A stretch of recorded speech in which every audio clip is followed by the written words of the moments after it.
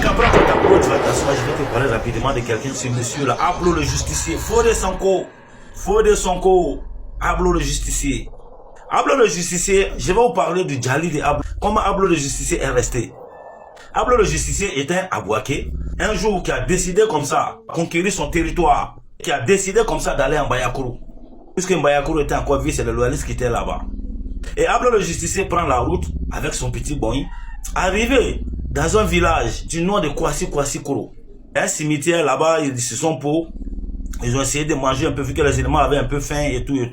Et ils se sont assis un peu dans ce village-là, dans le cimetière, là, ils ont mangé un peu. Et dans le village-là, il y avait un vieux dans le village-là, qui était un vieux médecin. Ouais, le vieux médecin d'enfant à qui Gbagbo avait donné les motocross, là, le cross blanc, là. Et ce vieux-là, dans le village-là, il avait un téléphone fixe. Et ce vieux-là, c'est lui qui appelait les loyalistes pour donner la position des rebelles. Et ce jour-là, et il y a les gars qui sont venus faire des rapports au niveau d'Ablo. Ah, il y a un vieux là, attends, il a un téléphone, voilà. Donc Ablo allait rendre visite au vieux là. Et quand il arrive là-bas, effectivement, il avait un téléphone et il avait une moto. Et les fils de son téléphone fixe là, ils ont tout coupé. Donc là, Ablo a pris sa moto, la moto du vieux là. Quand il a pris la moto du docteur là, il est venu essayer d'aller éclairer devant, vu que les loyalistes étaient un peu à quelque part et qu'ils étaient derrière. Donc Ablo prend la moto, la même moto là, il essaie d'aller voir devant. Et quand il arrive devant, les loyalistes avaient mis des pneus sur la route.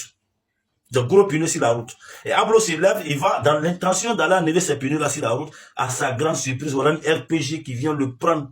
Boum.